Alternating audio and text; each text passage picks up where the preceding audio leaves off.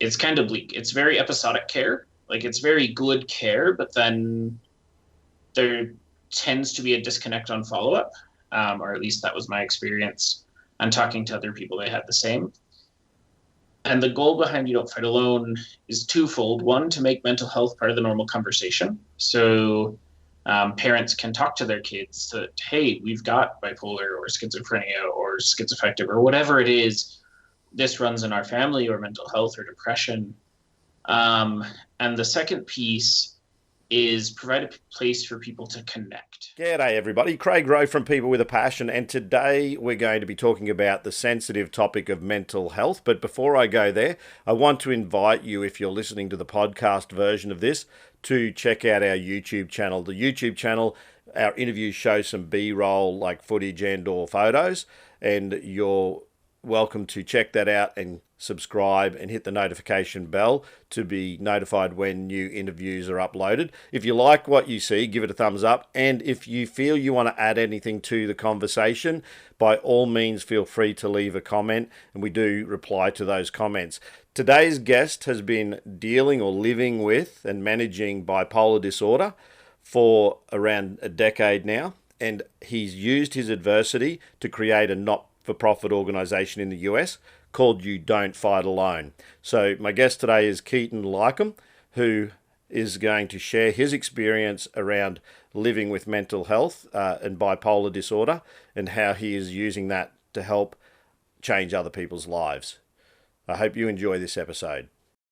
Today's episode is brought to you by Applaudible.net. G'day, Keaton. How are you going? Doing well. Nice Sunday here in the States, and yeah, it was a good weekend. That's good. And you've started an organization called You Don't Fight Alone, and you're wanting to help people who are struggling with their mental health. Do you want to explain how you've arrived at where you're at right now in starting that organization? Sure. I guess going back a little bit in my story is how I got here. So 11 years ago now, I ended up in the ICU by my own hand.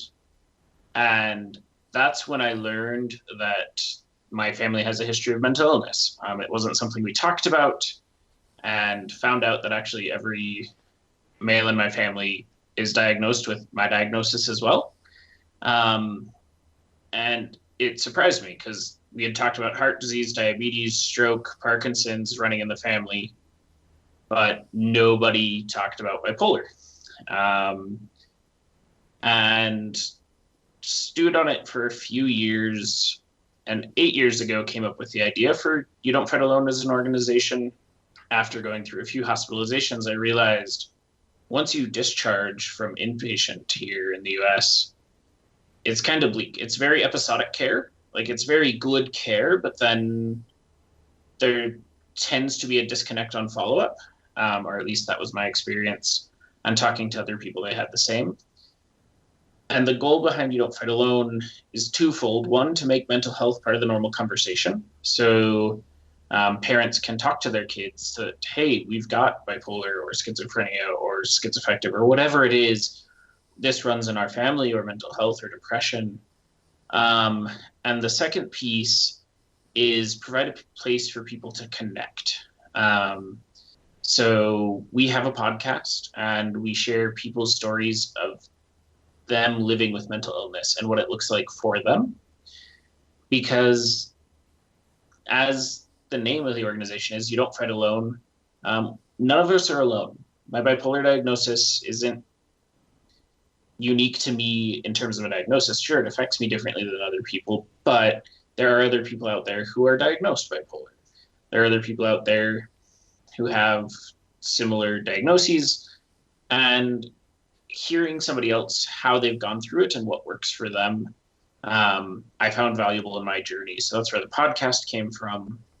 And the other piece, that bleak discharge, what we put together is we have what are called You Don't Fight Alone kits.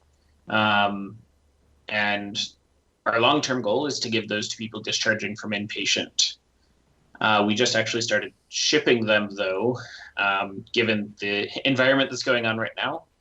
They are a start for a crisis kit. So we started shipping those a couple weeks ago, and we've had a fair number of requests come in, a couple a week, and they're increasing. And our goal, we ship them free of charge. We don't bill anything for them.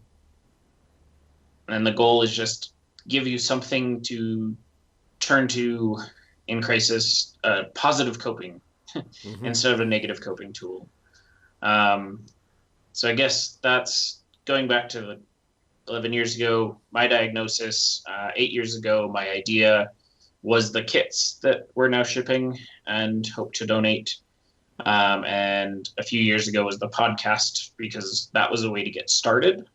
And something we viewed as valuable is sharing those stories. So Yeah. that's how I got here. Um, there's obviously more to it, but I think those are the key parts. The kits that you're referring to, I saw on your site that you actually have do-it-yourself approach kits. You have downloadable content, and you also have the ability for people to ask for kits. So I would like to go through those three things that or tools that you're offering Yeah. those that are experiencing the same challenges as you. So you've got your kits. So let's talk about the kits first. What sort of content are those kits that you're shipping? What are you providing as tools for people, challenged with some form of mental health issue? Yeah. So what we're shipping is a starter kit, and what that contains. The first item is a worry stone, and I'll actually hold one on camera, I guess, but because I have these around the house, they're just river rocks. Um, but it's something very grounding, and I can focus on. Right now, I just picked it up. I haven't picked it up in a while. It's cold, right? So we ship a worry stone. We have a soft tactile item in there, which is a small stuffed animal. Similar to the worry stone, it's different sensations. Both of those are really around grounding and being present. So, for instance, it connects the person to the room they're in currently and not the situation that they're panicking with. And it's extremely helpful for me, and talking to people, it's been helpful for them. So that's where the worry stone and the small stuffed animal come from. Um, we have a small candle in there to encourage self-care, just a moment of reflection, whatever that looks like, if that's um, pouring a nice glass of wine or cooking yourself a nice dinner or just even sitting with the candle, um, and just being present in the moment. Let's see. So that's those three items. We include a coloring book and a starter set of coloring pencils. The coloring book is produced by You Don't Fight Alone, and it's a set of mandalas, free coloring pages, and then 4 writing pages. Um, and the goal with that is present again. So like all of these overarching have being present to where you are, right? And the last thing in there is just a sticker with the You Don't Fight Alone logo to remember, like sticking it somewhere as a reminder of, oh yeah, there's someone else out there who cares, or there's someone else out there who experiences some of what I experience, right? Because distorted thinking can creep in a lot with mental illnesses across the board, where I'm all alone, or people are better off without me, or so on and so forth. Like that can expand to so many levels. But the idea behind the sticker is, oh yeah, no, there's someone out there, someone else out there who's going through this too. I don't fight alone. I'm not the only one experiencing this internal strife. Hmm. It's one of those things that, as you speak, I'm thinking back to an interview I did with a professor at a university who was a sports psychologist, and she's talking about Joanne Lukens is her name. She actually talks about this goal when then strategy for changing behavior and things like that. And all the things there you're describing are a mindfulness or being in the moment tool, but they're also this concept of changing the moment. So this concept of I'm not doing what I want to do right now. So the goal is I need to change whatever the behavior is. If that's what I want to do, then when I do this or feel this, then to change that, I need to then do something else. So what you're describing there is a similar strategy that sports people use to change a habit or a behavior. So you're also describing what we call triggers. So by having that stone or having that color book where it forces, or not forces it, like you say, you're in the moment, it engages you to be doing something different. It becomes a trigger for you to change a behavior or the potential of you going down a rabbit hole, I suppose. So the idea is to literally, sort of deviate your thinking to something else. And that is it, right? It's for me, I call it stopping the spiral personally, because I will spiral all the way down from oh, it's a little bit frightening right now, to then end of where my mind always goes is, well, it'd be better off if I was dead.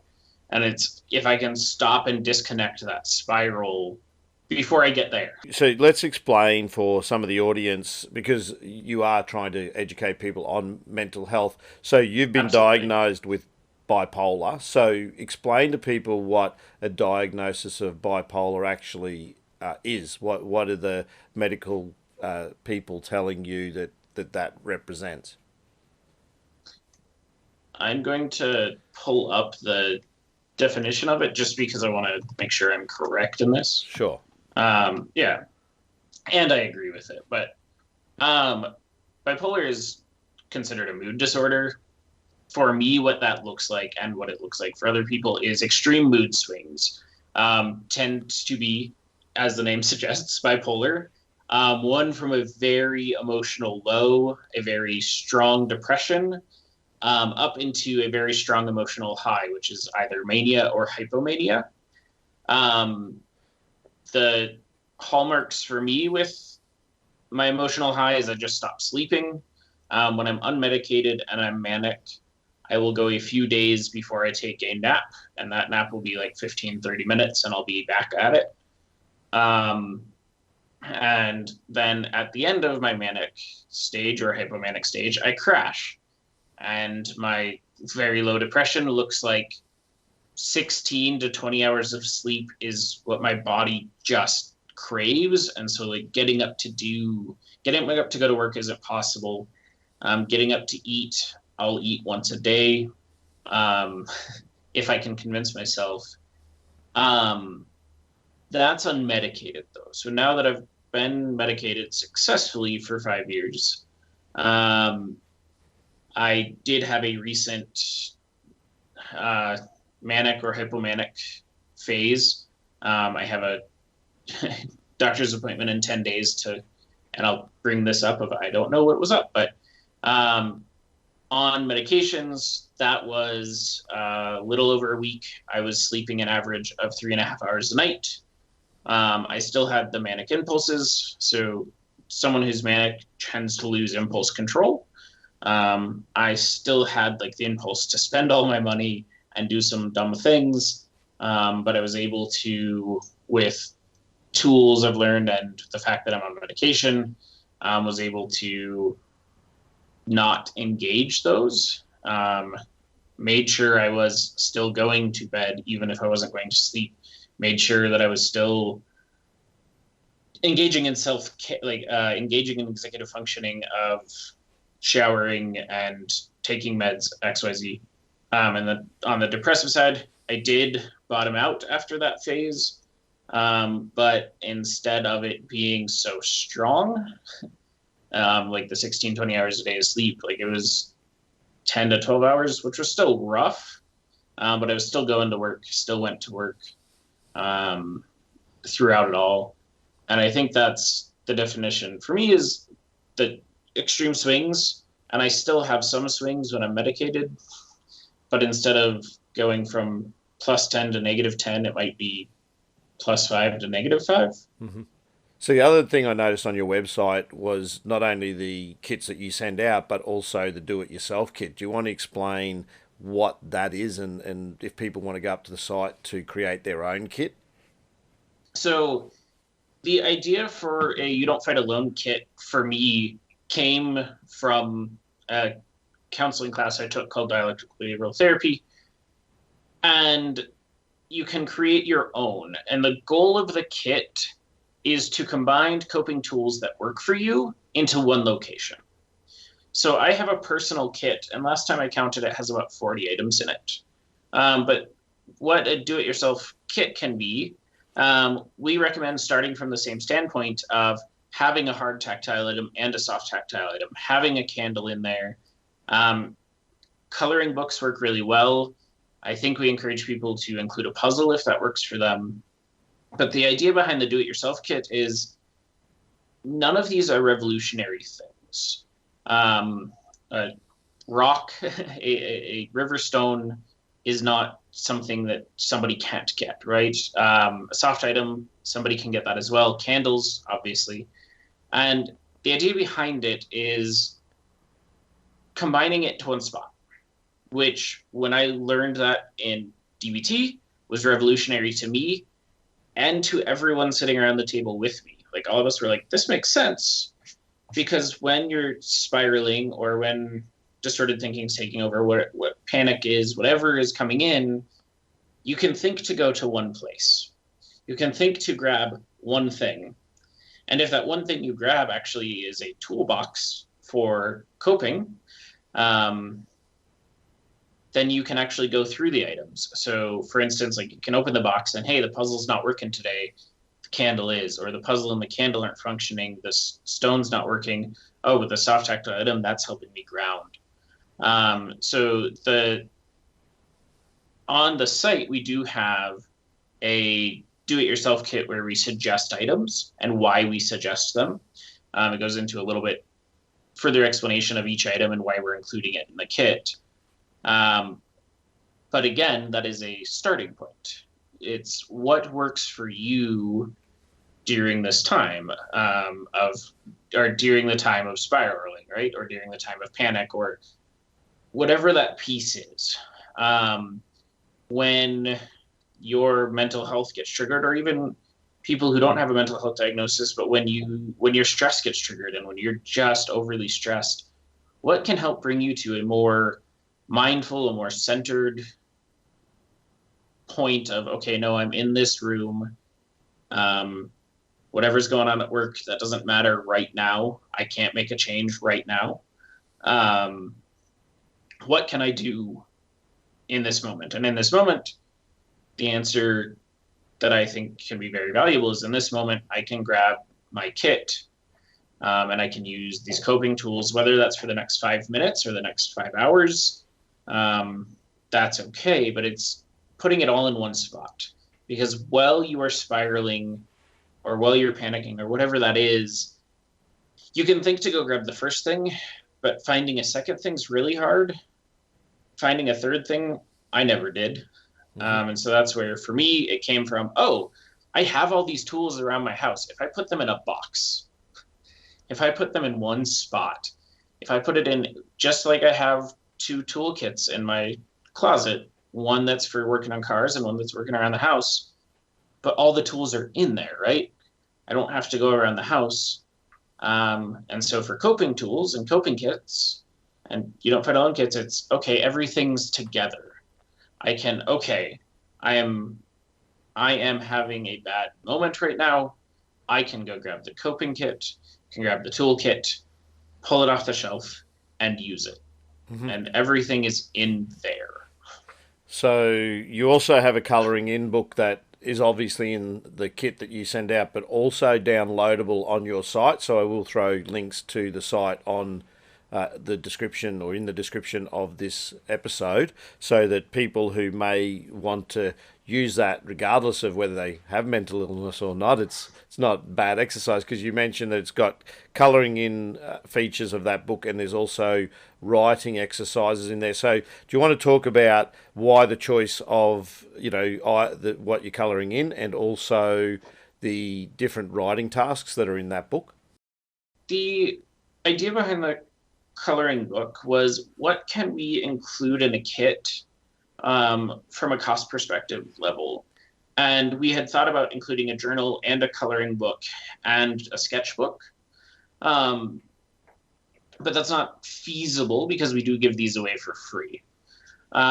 So where we ended up with, and I'm quite proud of it, is there are 8 coloring in pages, but there are also 4 free draw pages and 4 prompts for writing. And they all just use a single word to prompt towards writing, create, imagine, things along those lines. And the thought process is combining a coloring book, a journal, and a sketchbook, letting people create whichever way works for them, but also encouraging them to go maybe a little bit out of their comfort zone. I do a lot of coloring or have in the past, but writing was something that I didn't do, but I've started writing poems, or I guess now that's many years in the past, but I write poems as well now. And sketching, even though my sketches won't ever be shown to anyone, I find it cathartic. So that was the idea, was combining those 3 books into one, where it has the coloring pages, the sketch pages, and the writing prompts. So 11 years ago, you experienced the situation where you found yourself in intensive care. You would have been around 20 years old, from what I've read. That's not a guess. Correct. So, Yep. So you're correct. Up until that age, were you still experiencing all the traits of bipolar but undiagnosed? I don't know if I was experiencing all the traits of bipolar all the way up until then, but what I can say, at 12 years old, I went from being a straight A student to failing my first class, and I was really confused and struggling with it. And at that point, got diagnosed as depressed through another event.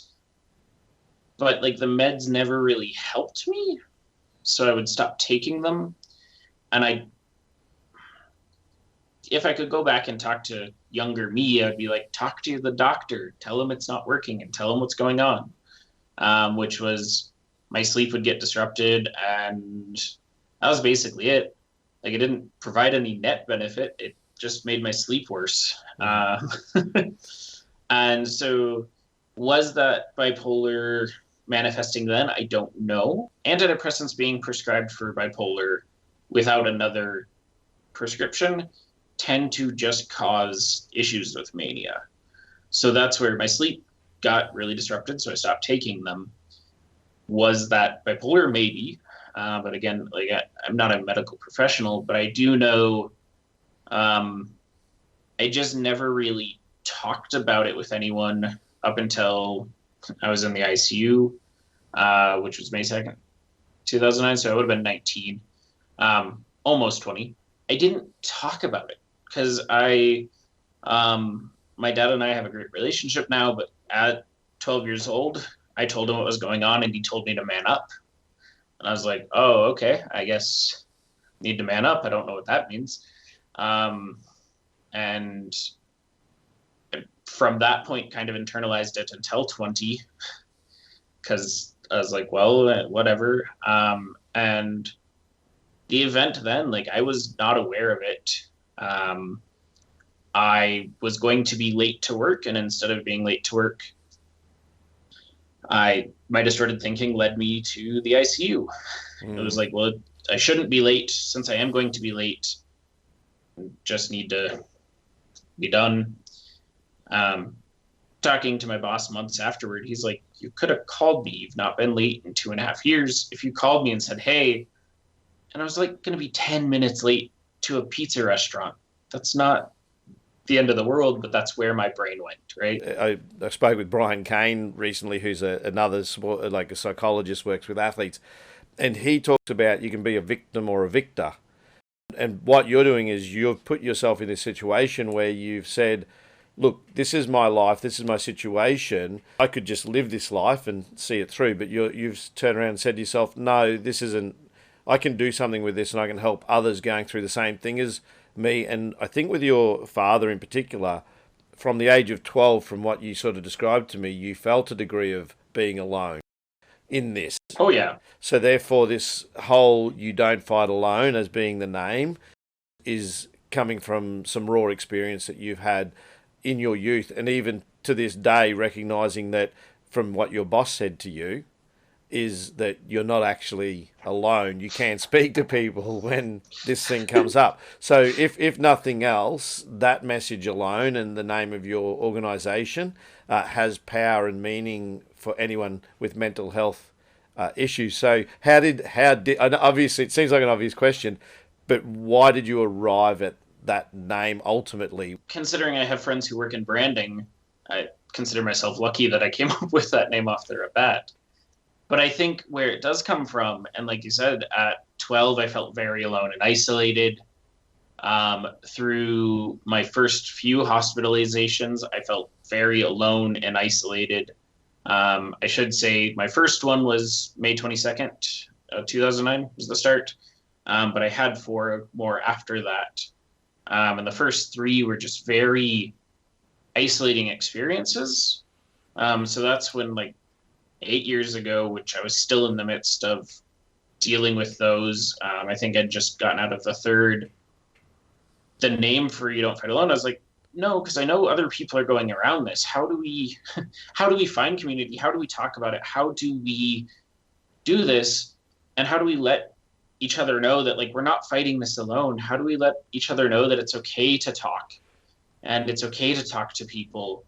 And yeah, so that's where the name came from, was a desire to let people know they're not alone and a desire for me to know I wasn't alone. Having friends in branding, consider myself lucky that it was the first name I came up with and that so many people responded well to. Because during this process, I got a really good piece of advice called "Hold your ideas tightly, but let them go loosely." And what that means is be passionate about it, go after it. But if that idea falls down, let it go. And the reason I consider that good advice is my root and my passion is letting people know they're not alone. Letting people know that there are other people out there and that they're not having to fight this battle individually. If the kits don't work, they seem to be working. Okay, then on to the next thing. If the name didn't work, okay, choose something else. But keep the passion and the root of it going. So yeah, that's where it came from. I do think you touched on it. At 12 years old, I felt very alone. At 20, my first hospitalization, felt horribly alone, even though I had over 70 people visit me in the ER that night. So I wasn't, but your brain plays tricks on you, right? Yeah. And so it comes from that idea and the desire and the want of people to know they're not alone, and people to know they're not alone, therefore they will talk about it. And when you start talking about it, you'll actually find people who are going through it. If I meet people in a semi-professional setting, generally I'll talk to them and hand them my "You Don't Fight Alone" card, and then that leads to a conversation. Or I'll hand them the podcast card.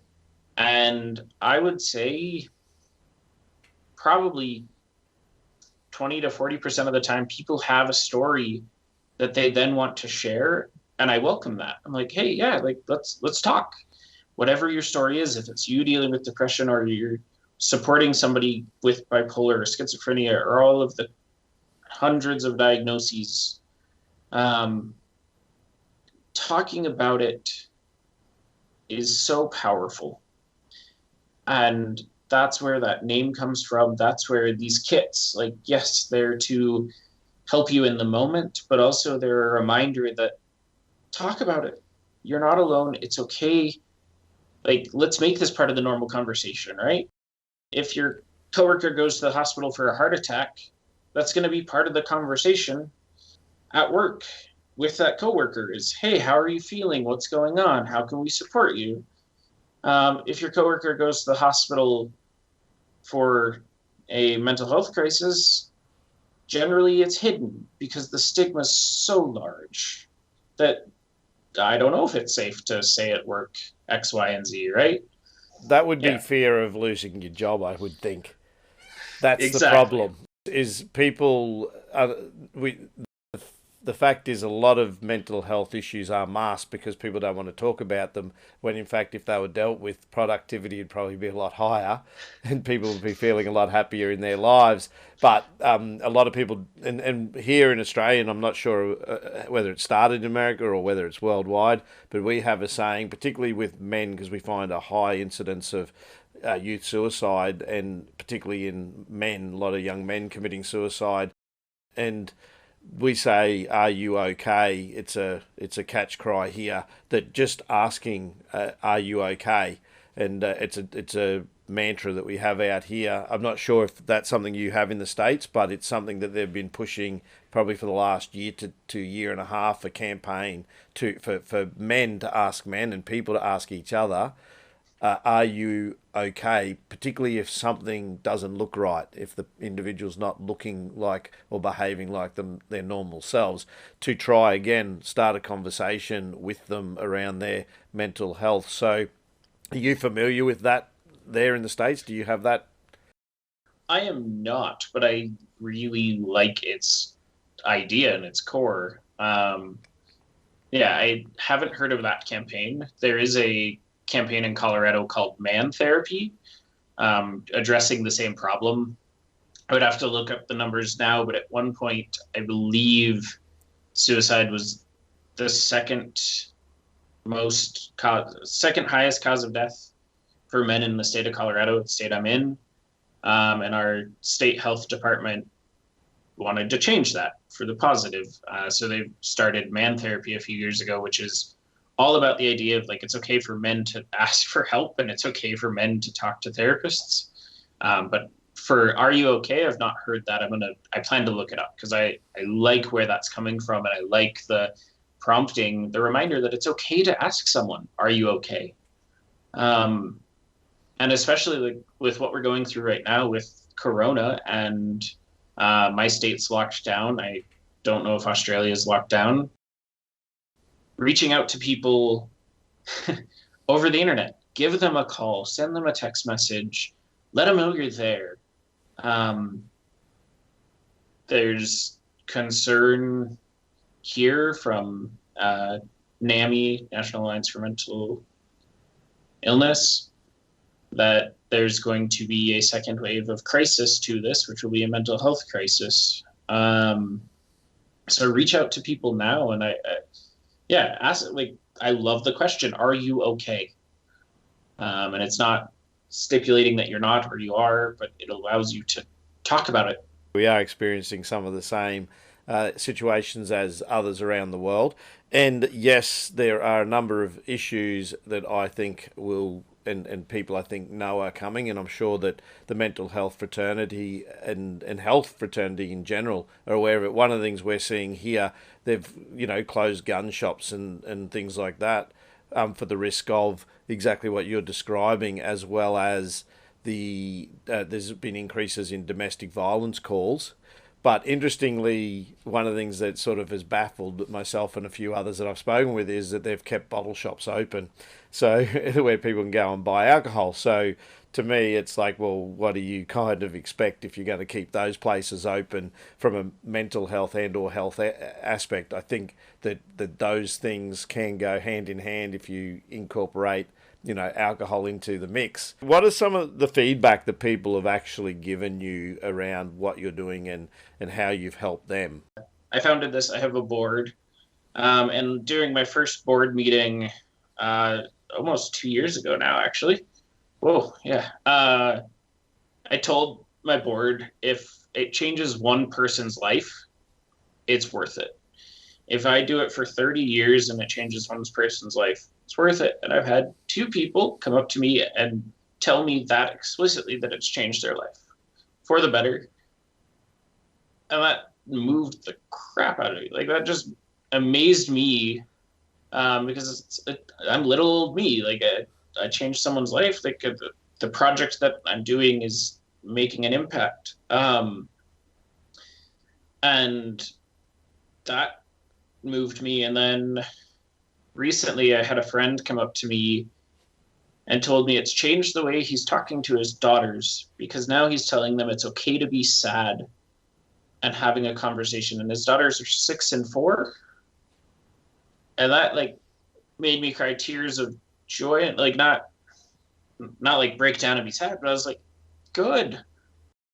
Your daughters now know that like if they have a problem, sadness, depression, otherwise, like you're letting that be an acceptable emotion. You're letting emotions be okay, which is huge. And he talked a little bit about like he didn't realize that this was his words. He's like, I didn't realize it, but I was telling them that there were emotions that are okay and emotions that aren't. Yeah. And he's like, but no, emotions are emotion. Actions, those are a different story, but emotions are emotion. And so he's having that conversation with a 6 and 4-year-old that it's okay to be sad. I've had a couple other people reach out to me and tell me that it's made an impact in their life, and that just amazes me and makes me want to keep going, right? Like that board meeting, if I change one person's life, it's worth it. Well, I've had 2 people use that exact language. Okay, then I'm going to keep pushing. I'm going to keep going. I'm going to keep doing what I'm doing because it is my passion. I don't get paid for it. The first year I paid for a lot of it. The second year we've raised some funds and I'm still putting money in because I'm behind it. So how can people support you in raising funds with this? I think there's a donate button on the actual website itself, which again, I'll make sure the description's in, I'll make sure that the link is in the description so people can go there. But what can they do to support your organisation? If you want to support us financially, there's the donate link. Something that helps us out as well that's free if you like our page on Facebook. It grows the reach of the page so people hear our message. And our desire is for more people to hear that it's okay to make mental health part of the normal conversation. So the easy and free one, like us on Facebook. And if you feel so inclined, you can make a donation. That goes towards providing for the podcast and providing kits. We pay the professional editor that we have for the podcast. It's another thing I'm passionate about is paying people for what they do. And it's part of his job. So we pay for the production, but we also pay for kits. We send them for free. If we ship them in total, it costs us about $15 per kit. But we don't want to bill for them. When you request a kit, we do say we accept donations. We don't expect them. The company that I work for has done some fundraisers, but the way to support us, easy free options, Facebook. And if you feel so inclined, there is a donate link. I believe it'll allow you to donate wherever you are in the world. I think I set up Stripe that way. But I've only ever accepted donations from US, so I don't know if that is functional. But those are the 2 ways to support us. I know. Third way, subscribe to the podcast. Listeners help us as well.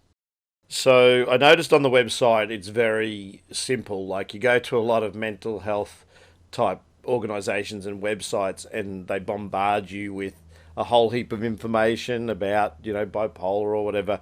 It seems on your website that it's intentionally simple. And I guess that comes back to, obviously it's something that's intentional because you're smiling. So you guys gave a lot of thought. Do you want to be an information website or do you just want to provide tools and probably given what you've described with the do-it-yourself toolkit of being something you can just put your hand on almost straight away because you're not in a frame of mind where you can go and sift through 100,000 words on what you might be experiencing. And so my question is that intentional? But your smile probably answers that question. The answer is yes, that is very intentional. Right now, we're actually working on a redesign of the website to make it even simpler and easier to use and straightforward. Um, so a guy who mentored me for a while, um, he was a director of one of the hospitals here for their behavioral health services line. And I was lucky to connect with him. And we sat down for lunch. I told him the idea of You Don't Fight Alone. This is 5 years ago. And he was like, I love the idea, but it sounds like you need to know how to run a nonprofit. Um, and he connected me with a nonprofit here, which I worked with for about 2 years and then a year and set out on my own. But one of the things both of us discussed is there's an organization where it's a great organization, but you go to their website and it feels like you actually need to hire somebody to help you go through it because there's just so much info and it is so overwhelming. Um, and I work in IT actually. So like my day job, I work support and I did software development for 7 years, still occasionally touch that same company. And it was difficult for me to use. So I wanted something that straightforward, easy to find, easy to navigate, um, easy to find what you're looking for. If you're going there to download the coloring book, I wanted you to be able to find that pretty easily. If you're going there to subscribe to the podcast, I wanted you to find it easily. Like, I wanted you to find the task you were there for easily. I know a lot of websites, their goal is to keep you on there as long as possible. My goal is to get you off there as quick as possible. I want you to be able to do what you went there to do. And if you want to explore, go ahead. Like my story's up there in a more full view of just my personal struggle and story. Cool. If you want to read that, great. But I wanted you to be able to accomplish your task and to be done as simply as possible. Yeah. Because it's, yeah, like I said, that other organization, I love that organization. They do great work. I've still recently looked at their website. It still feels like I need to hire somebody to tell me where to go. Yeah. I find that experience with government websites. I worked for a brief stint on contract with my state government as a senior communications officer, and one of the roles that I had was to oversee the web development team and the graphic design teams, and they'd create the content for the website, and I'd be writing the content for the website, and I couldn't even navigate our website that we had in government. And now whenever I go on any government website, I cringe. Like any government website I go to, I'm just like, where the hell? It's like someone's dropped you in the middle of a city that you just don't know, and you've got to find your way to whichever building you got to get to. I in my brain I just go, why? It's a big why, and you can spend 30 minutes sometimes clicking on links just to get where you want to go, and you think, why does it have to be so difficult or complicated? So I share your pain when it comes to, I know what people are trying to do. They're trying to make sure all the information is there at people's fingertips. And really, I think what it comes down to is searchability of those sites. That they're trying to give you everything you want, but what they're not doing is giving you what you want. They're throwing everything at you and saying, sift through this. Whereas you've kept it extremely simple, that you don't need to search because everything is right at your fingertips. So to hear that you're a software developer doesn't surprise me, because most app creators and software developers have that approach as to opposed to website designers and communication people who write and things like that. So good job on the website. I really found it easy to navigate. So when people go up, and I'm sure they will, they'll have a look, they'll understand what a real website should probably be, because it's so simple. So and it doesn't need to be any more complicated than that, because most people need to arrive to get what they want, like you say, and then get off. But yes, the world's built on keeping people there, but you're a non-profit, so a lot of people that are doing other websites are trying to keep people there because they're trying to make money. So correct. Yeah. So, but look, I really appreciate your time. We'll finish up there. I absolutely enjoyed talking with you, Keaton. So thanks for sharing your story. It is tough, and it's good that you're walking the walk, not just talking the talk about speaking to people, because that is what changes lives, as you've demonstrated, and also for you to turn something that is adversity and is something you're dealing with on a daily basis, like you say, you're medicated, to take the courage to not only face that on a daily basis, but then to spin it into something that's positive in a hope that you'll help others, is commendable. So congratulations on that. And I hope people get a lot out of what you're doing and listen to your podcast. Everyone's touched by mental health issues or mental illness. Even everyone in our lifetime is expected to have some episode of or period of depression, even some depressive episode, even if it's only for a short period. But we're not immune to it. That's probably the point. So what I tend to do is leave people on my podcast with the last say, what they want to say. So speak to the audience now. And what would you tell someone who's having your or had your experience who may need help? So what I would say to somebody who is going through what I went through 11 years ago, or even as recently as 6 years ago with my last hospitalization, keep seeking care, be persistent. A lot of my struggles were amplified because I got what I call episodic care.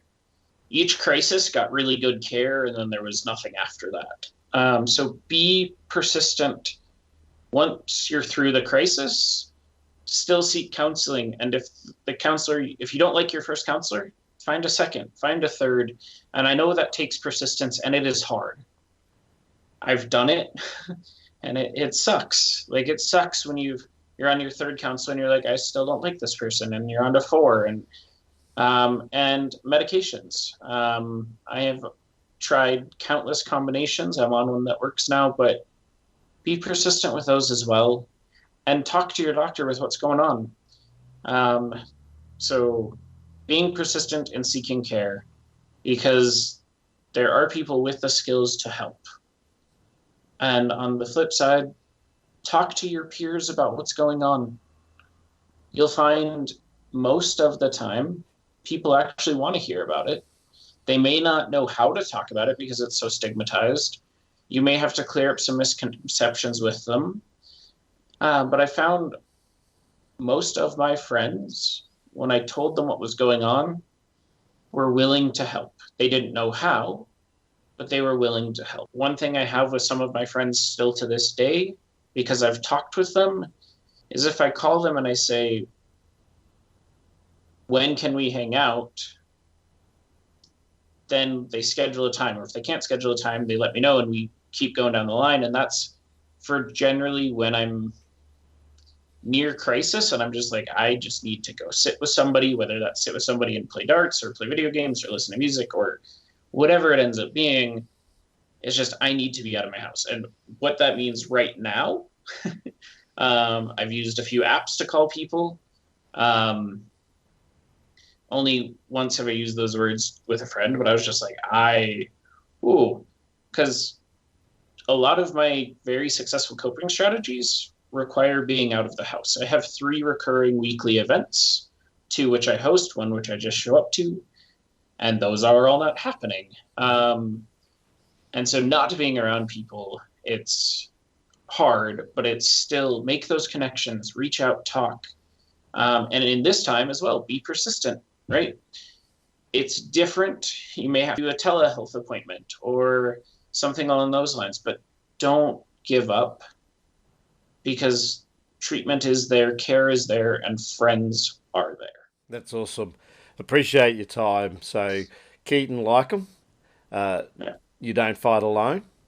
That's a absolutely brilliant name and an organisation worth going and supporting and donating some money and time to. So thanks for your time, mate, and hopefully down the track I'll speak with you again and we'll follow up and see where your organisation's at in maybe 12 months or more. Sounds good. Thanks, Craig. Pleasure to talk to you. No worries. I hope you liked this episode. If you did, please give it a thumbs up and feel free to comment. If you haven't yet subscribed, hit the subscribe button and the notification bell to be advised of new interviews when they're uploaded. I hope you join us again sometime. Catch you later.